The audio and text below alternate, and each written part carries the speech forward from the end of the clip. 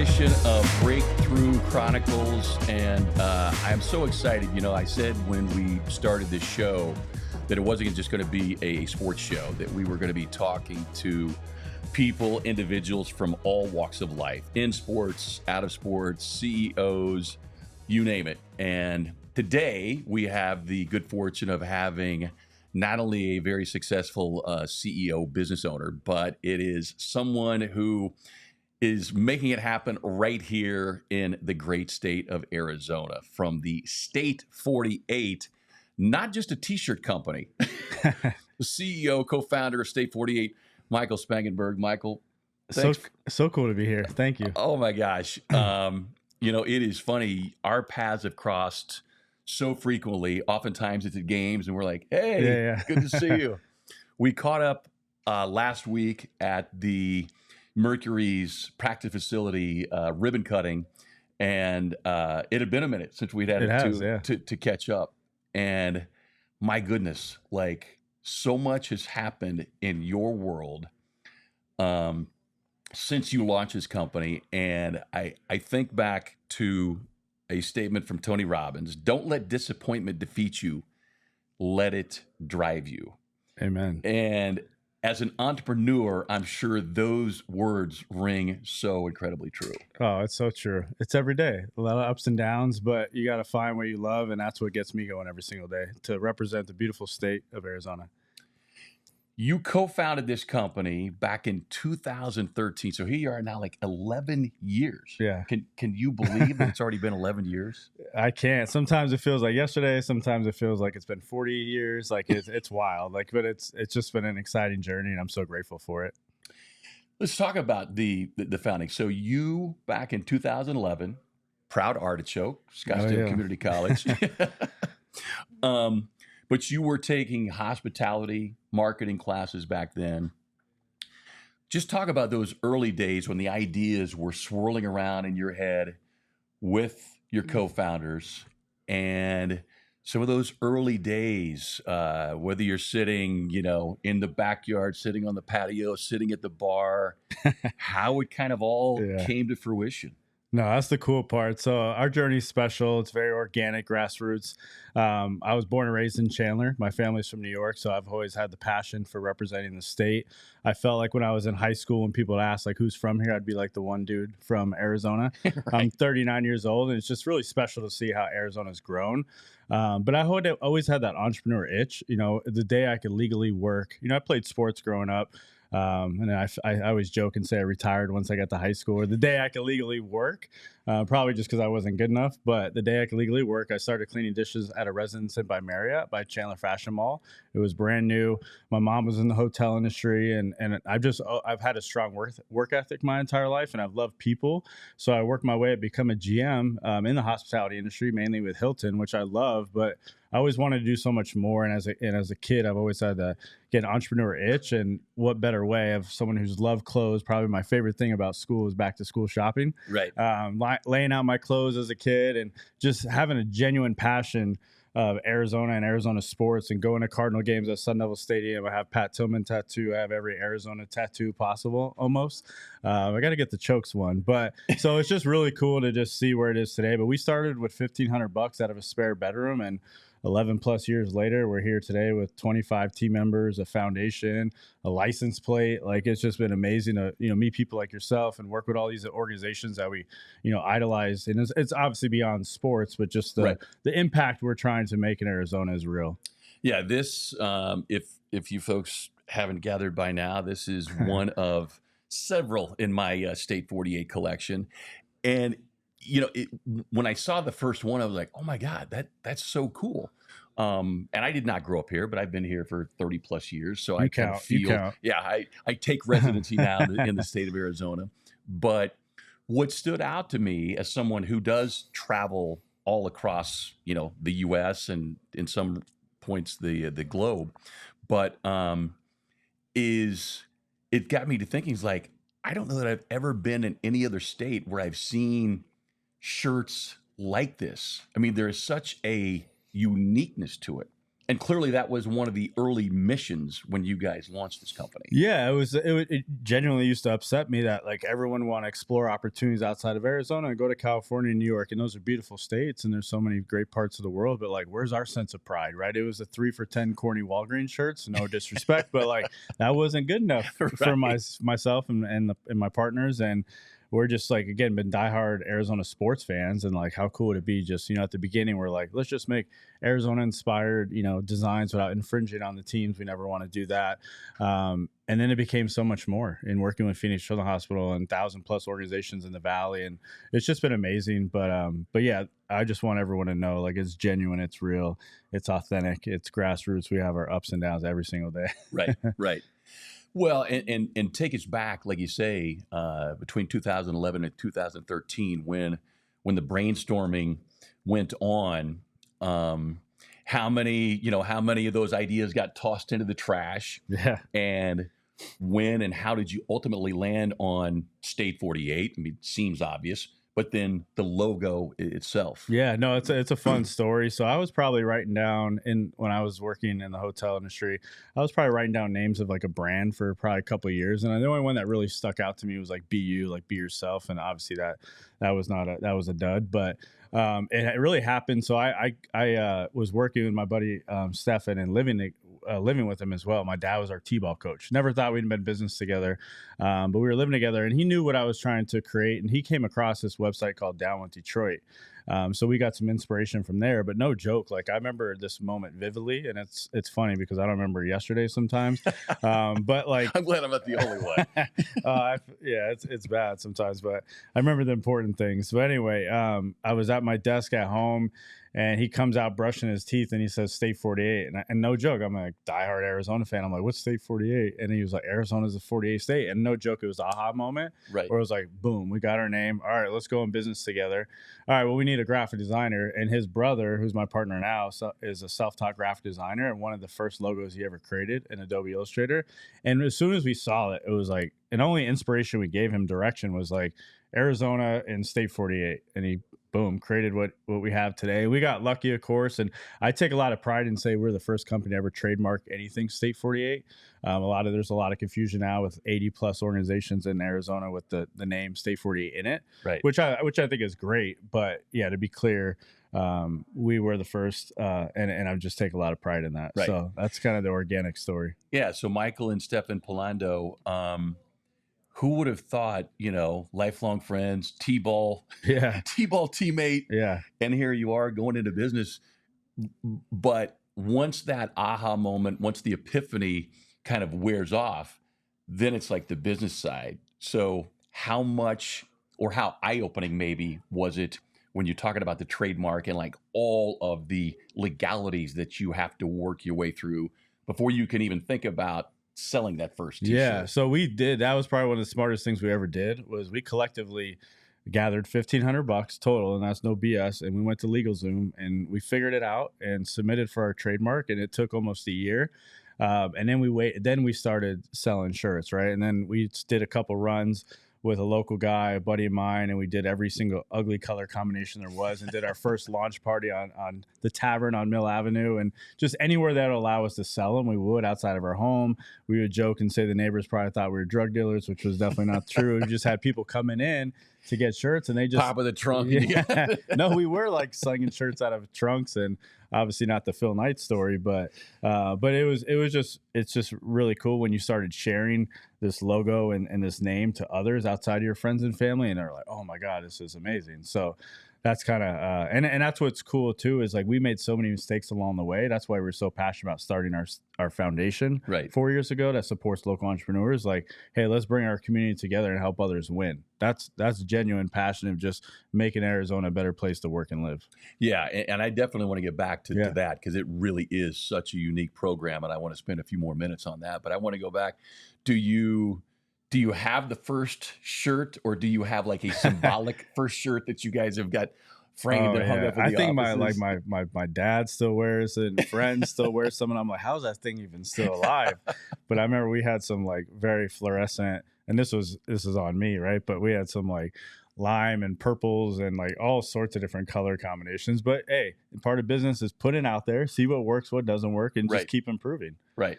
But yeah, it was fun. Like, I mean, I'm not a handyman. Anyone knows me knows that. But I remember we then realized, hey, let's get a heat press that we bought off like Craigslist, and for like $300-400, and let's print these shirts on our own.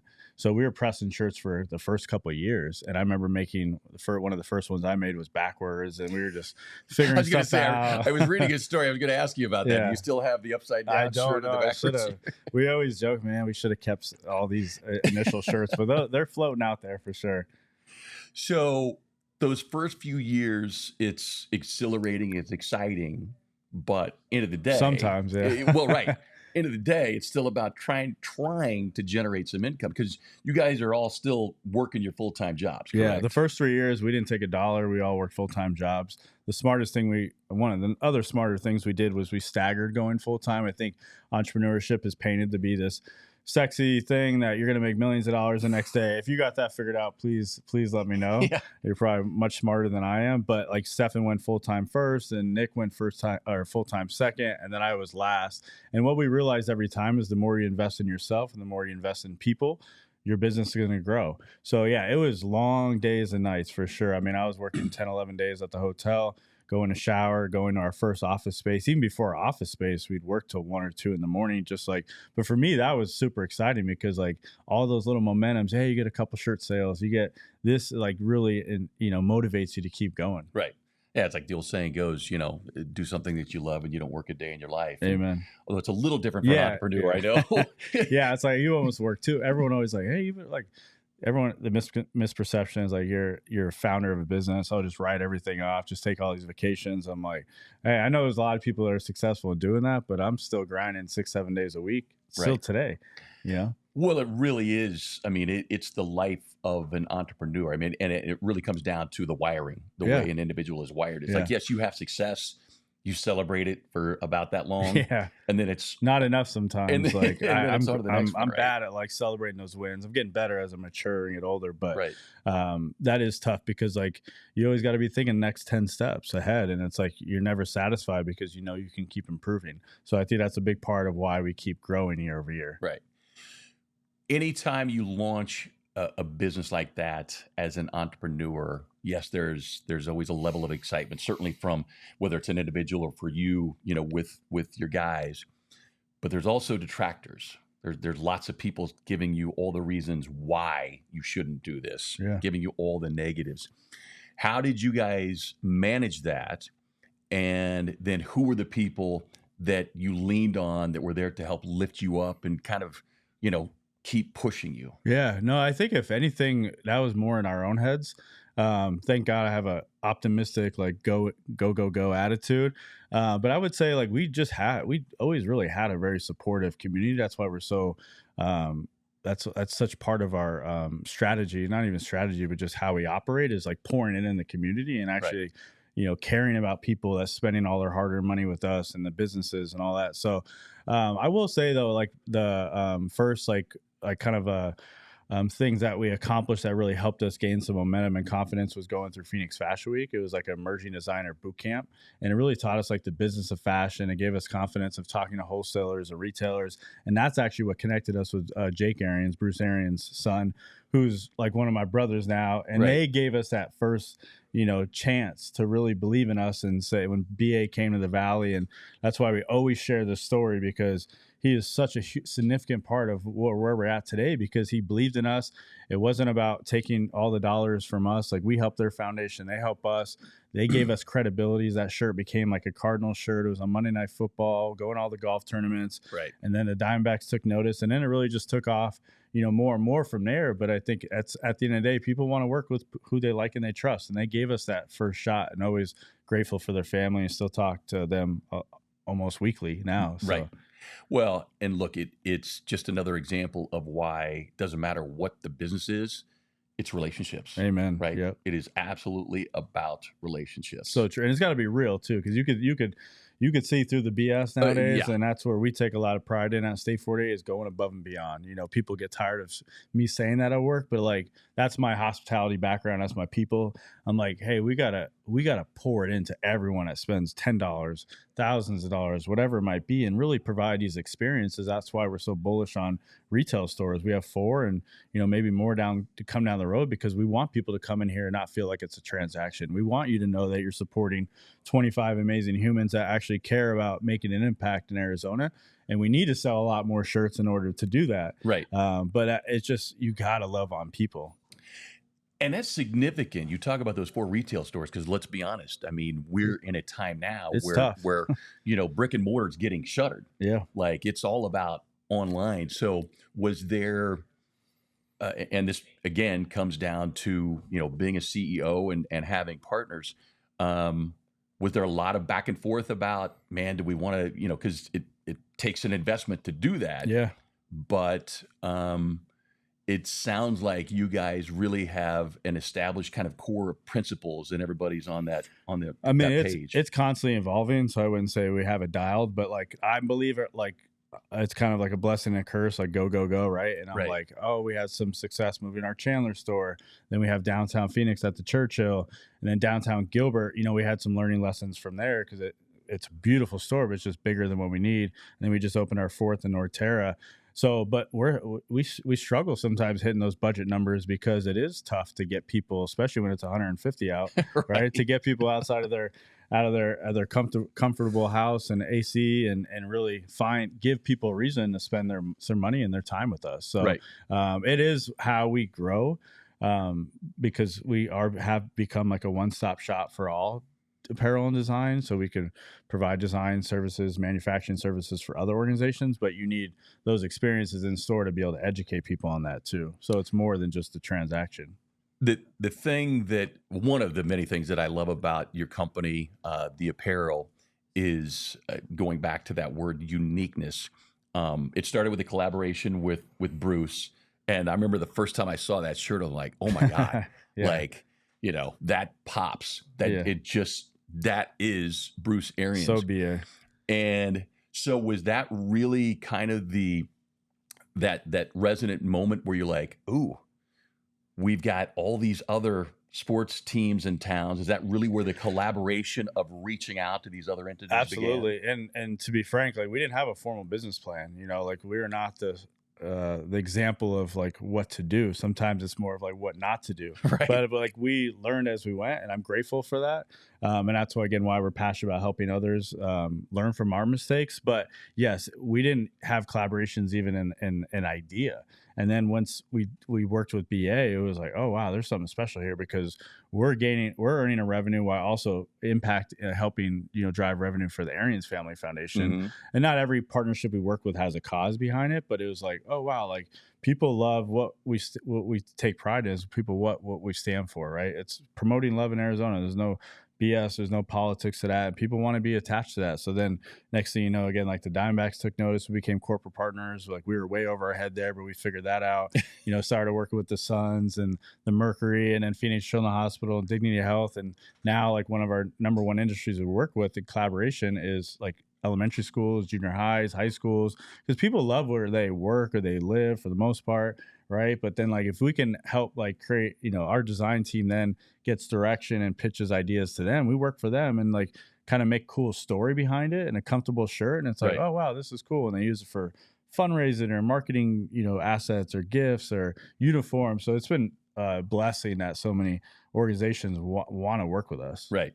Yeah. It goes back to what I had said before. I love walking through other airports, is oftentimes where I see it, but typically airports, sometimes cities, but I'll catch somebody, wearing the State 48, like the head nod. and it really does. It brings me a sense of pride for you guys, because I'm like, oh man, I know those guys, Yeah, and no, I know what their purpose is and their cause is. So it always makes me smile. And it was funny, because I didn't answer this earlier. It's like, just last week, I forget who, but someone sent me a Facebook group of like an Awatuki Facebook group, and like someone wrote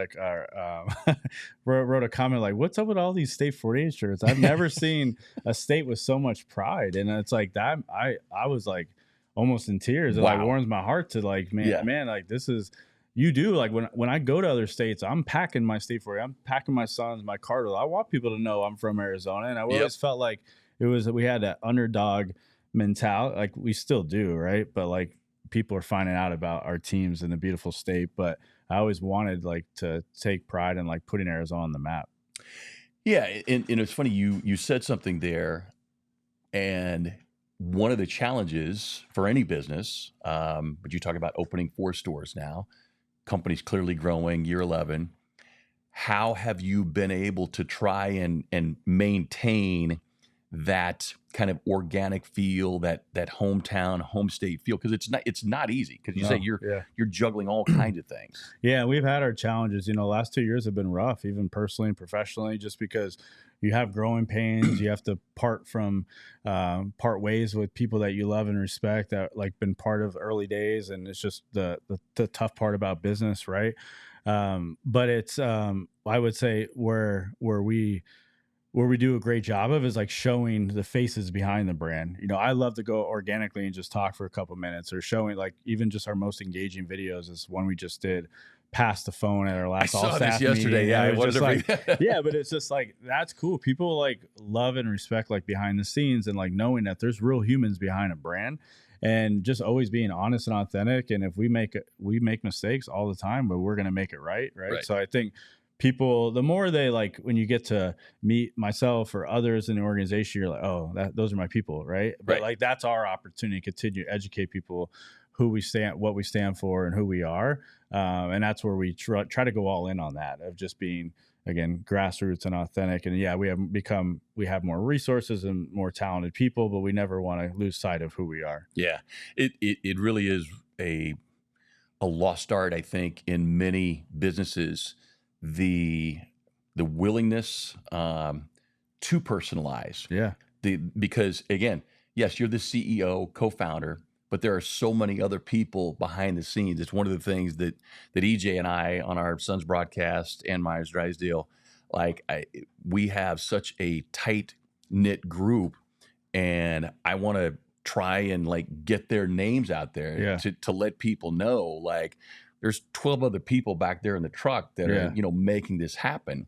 And I think it draws the audience in. And for you guys, same thing, because those workers have family members and friends, and Yeah. they see the pass the foot around. It's pretty Yeah, cool. yeah, absolutely.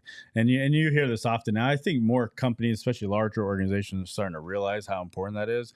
I'm in a CEO coaching group, and a lot of older businesses, like the old school businesses, and they didn't even really necessarily, some of them believe in like social media or showing this kind of behind the scenes. I'm like, y'all have great businesses, cool business. Show that. Show the people behind that. People will resonate with that. I thought Right. I read something recently where like 80% of people will support your brand when they resonate with like the people or the CEO behind the organization. I think that's so important, of like, put it out there, just we are the same. Like, people are always like, oh, it's cool to meet you. I'm like, I'm a dude that sells shirts, like Right. Arizona pride. I always say it's slang Arizona pride. I'm no different than anyone else. So that's been the cool part, is just us being us. And the moment you try to be different or spread, or people are going to notice that. Right. I think. Right.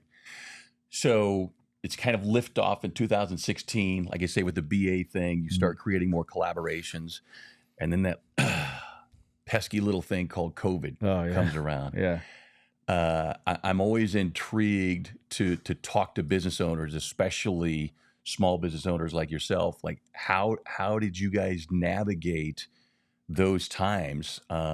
Because everything got shut down. Obviously, you're still selling things online, but people were, drawing in the purse strings. Yeah. How did you guys manage that? And what lessons have you taken away from that now to look to the future? Yeah, no, it was scary, just like anyone else experienced, like with the unknown, right? And we had a smaller team there. We only had the 2 retail locations, downtown Phoenix and Chandler. So, I mean, I don't know if we'd be sitting here today, maybe if we had the 4, right? That would have totally changed our business. But Right. the biggest, we actually grew that year because, again, we've been building a loyal community for so many years. Everyone just like, that's what I loved about like kind of the positive from the pandemic, is like people came together and worked with each other and promoted, just helped each other.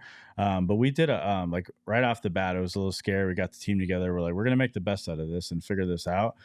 We did realize like we needed a new website, so we quickly invested in a new website because it couldn't handle like the new traffic, and we had to keep evolving and investing in technology. I think we've had 3 websites now, just because that you always got to make that easier. Sure. Keep it fresh. But I will say like what really kind of took off right at the beginning, before masks were even required or anything, we did like a State 48 mask, and we're like, hey, let's just try it as like a cheap cloth like t-shirt mask that our vendors were offering, and we put a State 48 mask on it, and we just for every purchase it's going to be oh my god, at that time it was just like the sales went through the roof. And it was just like you just like I just always full of gratitude, even through the hard times. But it was just amazing to see our community step up, and then actually we grew, and then we just kept investing in the team, and we got through that, thankfully. But it was tough. Like our downtown Phoenix isn't like a major revenue driver or anything, and Chandler we were able to keep open. But yeah, we had our challenges, but I think really what stood out to me is just like making the best out of every situation, and like getting your team invested. And that was before our designers were in person and they were remote. So, kind of navigating through that. But really just the community stepped up, and I can't thank them enough for keeping us in business. Right. So you survived that period. You look back now. What's one of the funniest stories that you can recall from those first 4 or 5 years? Oh, the first 4 or 5 years? Dang, great question. You might have stumped me. I might need a minute to think about it, because we've had so many experiences, so many memories. But the funniest, that'll come to me in a second. All right, yeah. Feel free to drop it at any point. So you start with 3. How many do you have people on the staff now? 25 total. So 3 on the foundation side, and then 22 on the for-profit side. Right. Yeah. So, and a lot of those team members are retail, but we have operations support. I mean, a fractional CFO group, and we've created a legit organization now, which is exciting. And that's what's been tough the last 2 years of just financially. We've just invested all in on like the team and the systems and the processes and a recent new website and just all the technology needed and the resources. So, I love our team and grateful for our team. But yeah, that's where we're at right now. How many ideas in a given week do you guys have on the creative side? Yeah. Where do the ideas come from? Do you have a suggestion box online that you get them from fans? Because I have to say, again, I'll use that word uniqueness. I love the shirts. And whether it be with the Suns, Diamondbacks, or whomever, I love the creative uniqueness where you guys are able to tie in your logo and then whichever partner you're working with. Yeah, no, great question. It's pretty loaded, but we have a content calendar that we work off of that's created a year, typically like almost a year in advance, but it's fluid. It's changing all the time. So we have our themes of the month and ideas of shirts. And then we have 3 designers, a visual creative director. We have a creative team that meets every week too, and just discusses content and ideas. But we really encourage not only our internal team to provide ideas, but like we're always seeking feedback from our community. I think it's silly not to, when these are the people that are supporting your organization. So we have tough, we have our challenges, which makes it really tough for the creative team, because we have the collaboration side of the business where they give us direction. We create something special for them. That's just exclusive to them. But on the retail side, people still love the big branded graphic design. But as things are changing, evolving, and fashion's changing, you got to continue to grow, and making sure you're not alienating a certain audience that supports you all the time. But we ask for feedback in stores. Justine will send us a weekly email of feedback that we receive in stores. Hey, if this is trending, let's implement this. So that's the beauty of our business, is we're quick fashion, so we can turn things really quick. And I would love to do a better job of like capitalizing on these viral type of moments that like might take off. So, it's fluid, but we try to continue to improve our organization and ideas, and seeing what works and what doesn't work, because there's so many times you're like, oh, this is going to be a home run, then it's a bust. But thankfully we don't have to invest in major inventory. We can get stuff done as printing our internally. Like we can get stuff done within 2 weeks, and if it's a bust, okay, we move on, go to the next one. Right.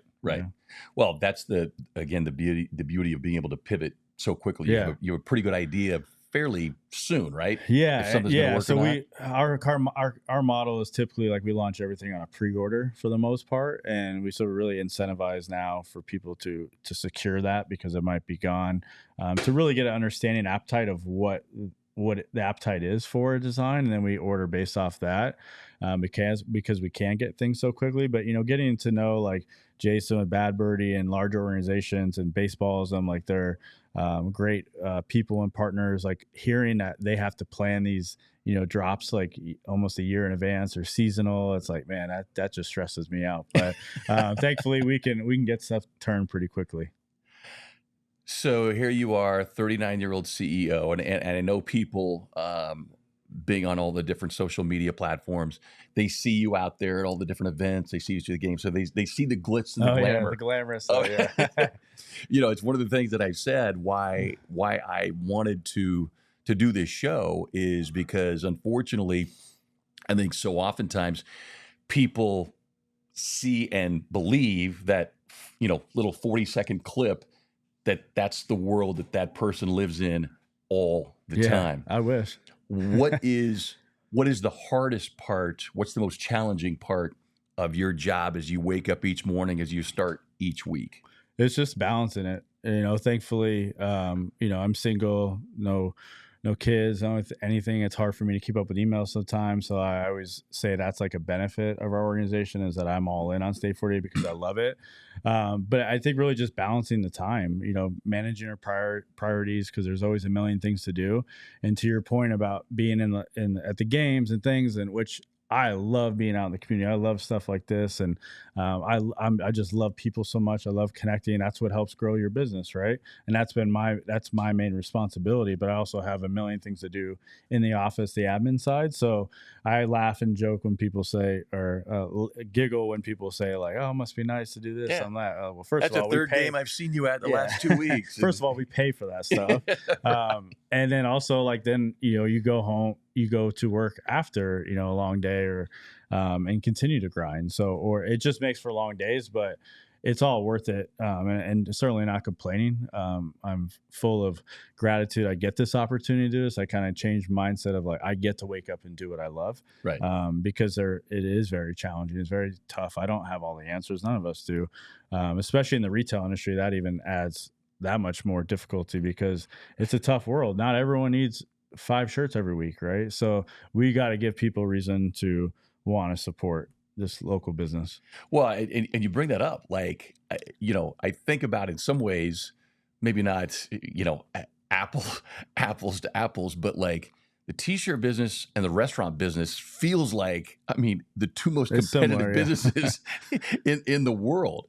So you have to do something that sets yourself apart, right? Yeah, and for us, that has as developing the business to be a one-stop shop for all apparel and design. So not only have I talked about the foundation side a little bit, the nonprofit side, we have the for-profit with the 4 retail locations online, but we also have the B2B side, so the collaborations, of course, but then like we provide screen printing embroidery services for other organizations. So Girl Scouts organizations want to print 10,000 shirts or 24 shirts, we could do that. XYZ organization. So that's what's really going to help us grow and be sustainable, because we are a niche brand and we are representing the state that we love. But we got to continue to find ways to evolve and make sure, God forbid, another pandemic happens or, retail, sucks or something like that. How do we overcome it all? So going back, as I said, you're 11 plus years now into this. You think back to those days when you were working in the hotel industry, going to Scottsdale Community College. You fast forward, you're a CEO now.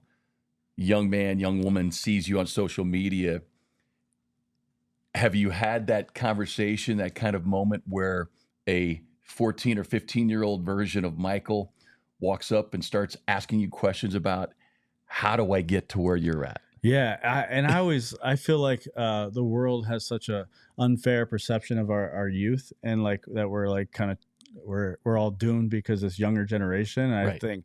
I think the opposite. I think that the more, schools I speak to, or younger people I get to meet, especially that are watching Shark Tank, I'm like inspired, but I'm like, man, I wish I was that smart. My biggest regret is I wish we'd have started State 48 in high school. But Sure. then who knows if it would have been what it is today, because, you're immature, and sure, even early on at State 48 days, my partners and I, we would argue about the dumbest things, right? Like it was just like we're stubborn and young. So like part of that is like, I don't know if State 40 would be around today if we started younger, but I'm constantly inspired, and like I love that piece. Like we have, students from ASU or U of A or high schools will come do tours, and we'll kind of share our story. And, I just went to David Solano's open gym, which brings just people to a safe place, and we shared our story. And at the end of the day, I just want people to know, like, you could do this if you work your ass off, right?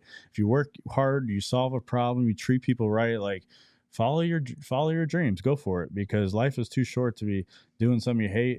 Right. And I'm a big fan of like not making excuses and just making the best out of it. So I love talking to the young bucks, and just hearing how smart they are, and now they have so many resources at their fingertips, YouTube University, and just people. But you're not going to meet people and create mentor or establish mentor relationships without actually talking to people and saying hi. We work too much on our DMs and email, and I always tell people at work, I'm like, get on the phone and call someone, or just meet someone in person, build a relationship, because it makes everything that much easier if people know the truth, your special self. But they're not going to see that on emails and DMs and all that. Hopefully my daughter heard that. It's real. I don't, it frustrates me. It's like, hey, there's a place for that. There's a place, get it. right. But like being efficient and all that, but like people need, like I always tell people, There's you're nothing hired like for eye-to-eye contact. Amen, yeah. And things could Yeah. be, perceived the wrong way, or you're just being short. But like if you don't have that relationship, how are they going to know that? Right. So it's just like the old school way, or exchanging 45 emails. Why don't we just call someone and like, hey, this is what I'm thinking, or have open, honest conversations at work if you think someone's feeling a certain way. So yeah, the beauty of human interaction is definitely something I cherish. Right. Who were the business mentors, leaders, CEOs in the industry, whatever industry, that you looked up to? And maybe people that you've reached out to for advice? Yeah, there's so many. I mean, I would say Scott Harkey, president of OH Partners, was one of the early ons, and we always joke, and I always give him crap because we went to pizza one day, and he's like, I don't think I believe in your collaboration model. I'm like, really? I do, because that's who we are. And then just from an outside perspective, I'm like, cool, I appreciate that, and look where it is today. Right. But I mean, even just so grateful for everyone on our board. I mean, we have Dom with Gila River. I mean, Jason Byers with Hensley. I mean, just such a wide range of amazing humans that want to be a part of our organizations. But I would say in the last like 2 years, which one of my biggest regrets as well, is not investing in my personal professional development early on. Being a part of the CEO coaching group in Vistage has like changed the game for me. And I at this point in my life and forever, really, I've always wanted to be around people that inspire me, that elevate me, that motivate me to be better. And being around these large organizations in this group, I've learned so much. And that's where I'm wired. I just want to get better, and improve. But that's been a game changer for myself. So that leads me to what we had touched on earlier about the foundation that you guys created. Tell us about when it launched, the idea behind it, and what you were looking to achieve with it. Because I think it's, again, I've used the word several times already, but it is so unique. But it excites me for some of those young entrepreneurs that you were talking about. Yeah, absolutely. So how it's real is we started right in the heart of the pandemic.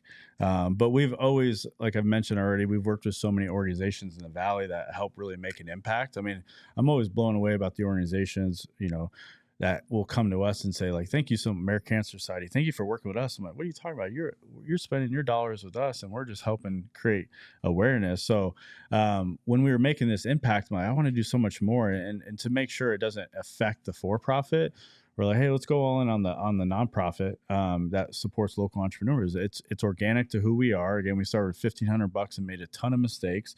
Hey, let's help others be successful, because there are already people always reaching out. Hey, ideas or questions of how to do this. I'm like, all right, so anyway, we got that started in 2020, and our biggest program of the year, what we raise money for, is our speaker series, which is actually going to be held in this building this year on the 11th floor, which is really cool. It's free to attend, with 4 weeks. It's 8/7, 8/14, 8/21, 8/28, and it's from like 6 to 9. We have different topics of business, different CEOs, founders, industry experts coming to just lend their advice and their storytelling. We have an incredible lineup with Jason Badbirdie, IP attorneys.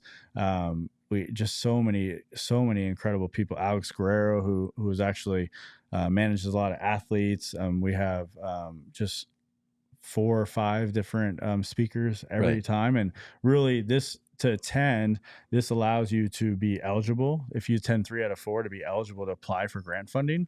But if anyone comes, they'll just love hearing all these stories, and just, we always want it to be relatable of like, hey, everyone starts somewhere, Right. right? And just, what are these nuggets I could pull? And so that's what we focus on. We have these Beyond Business events, which is every other month, smaller, intimate events around topics of business, and essentially we're just creating a community, a safe place for people to come in and learn about business, and hopefully work with people that are vetted and trusted, and just know that it's going to be hard, but there's no better feeling than doing what you love. So we have $50,000 to give away this year. We had that last year too. That went to 16 different grant winners.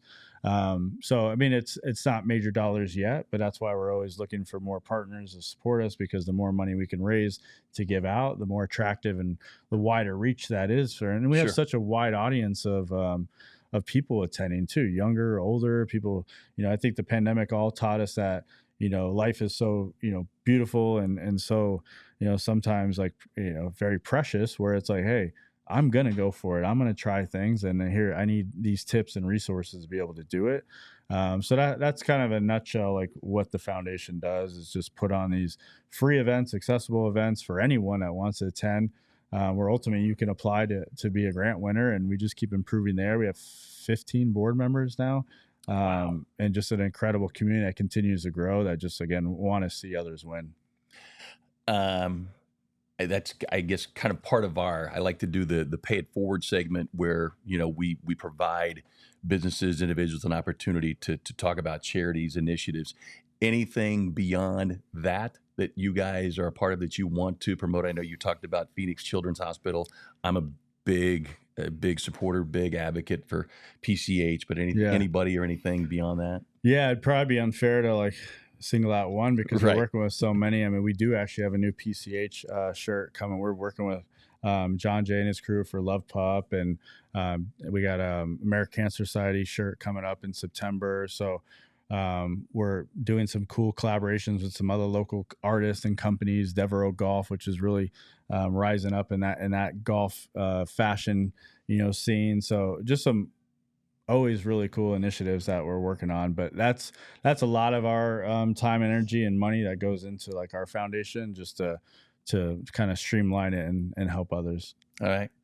And before we let you go, beyond those collaborations, any other little sneak peeks, any little surprises we should be on the lookout for with State 48? Yeah, I mean, we have a really so we have some new sourcing options. We just launched some new swim trunks. With those were our first swim trunks. We have a new polo come in. I guess if anyone ever wants to upgrade their license plate, we have the State 48 license plates that benefit our foundation. But yeah, we just have some really cool collaborations coming, and things that always, actually just today we launched so Lifetime Leather is a local company in Santan Valley, and just premium leather. They import all their leathers from Italy, and I was able to make custom Jordan 1s with them. It was like the process took over 50 hours for him. Oh, So we wow. have the shoes that we created on our social now and our website. But if you essentially to enter, you spend $48 with us. It'll go till 9/1. And then if you win, you get to build your own custom J's. So you get to pick out the leather, you get to go to the shop and pick everything out. It's a really cool experience. So that's not anything. I mean, it's brand new that we just launched today, but that's something that could probably interest a lot of people too. Yeah, I would say maybe Yeah, somebody yeah. who likes shoes. I don't know. Yeah, they're sweet, and I'll say, because they're fully leather, they're so freaking comfortable. But it's just cool to see the craftsmanship locally that we have, and Right. just the it's not really a trade really a very popular trade now, and he's grooming all these young team members on his side that are whether they do purses and wallets and all sorts of different things. But it was a really cool experience to build those with him. That is very Yeah. exciting stuff. Listen, man, I cannot thank you enough for stopping by. It's been so much fun from afar watching you guys' growth, and always love repping the State 48. If you haven't gotten your State 48 gear, I highly recommend going to the website. You can follow them on any of the social media platforms, and you can see this guy and all of his people out and about doing great things for the city, for the state of Arizona. So thanks for stopping by on Thank you Breakthrough for the plug. Chronicles. Appreciate it. It's really cool to get to know you too, being a big Suns fan and just seeing your success as well. Fun stuff. That's what we try to deliver here on Breakthrough Chronicles. Special shout out to Eric Ruby and all the crew here at PHNX Sports. We'll see you next time on Breakthrough Chronicles.